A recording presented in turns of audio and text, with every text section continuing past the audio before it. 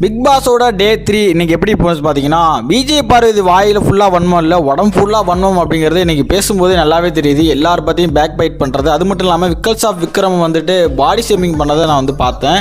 ரொம்ப கேவலமாக இருந்துச்சு. ஏன்னா அவங்க உருவம் பெருசாக இருக்கு, அதனால் கேமரா மறைக்காதீங்க ப்ரோ, என்னோட கண்ணுட்டு வந்து வெளில தெரிய மாட்டேங்குதுன்னு சொல்லிட்டு ரொம்ப கேவலமாக ஒன்று பண்ணாங்க. அண்ட் அது மட்டும் இல்லாமல் கீழே உட்காந்துருக்க சபரி வந்து எதுவுமே பேசலை, சபரி பார்த்து சிரிச்சுக்கிட்டு இருந்தார், ஒன்றுமே ரியாக்ட் பண்ணலான்னு சொல்லிட்டு பல பேர் பொங்குனாங்க. ஏன்டா பேச நான் பார்வதி கேட்கல, அதை வாங்கிக்கிட்ட விக்ரமும் திரும்ப பதில் சொல்ல, கீழே இருந்த ஒரு ஆள் எப்படியா சொல்லணும்.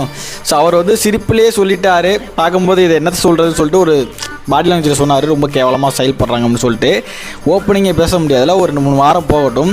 அண்ட் இந்த மாதிரி பாடி ஷேமிங் பண்ணுறது இன்னும் தொடர்ந்து நடந்துகிட்டு இருக்குது. இதில் விஜய் பார்வதி என்ன சொல்லுவாங்கன்னா, நான் வந்து சமூகத்தில் போராளி, நான் எல்லாத்துக்கும் பேசுவேன், இந்த மாதிரிலாம் பேசுவேன்னு சொல்லுவாங்க.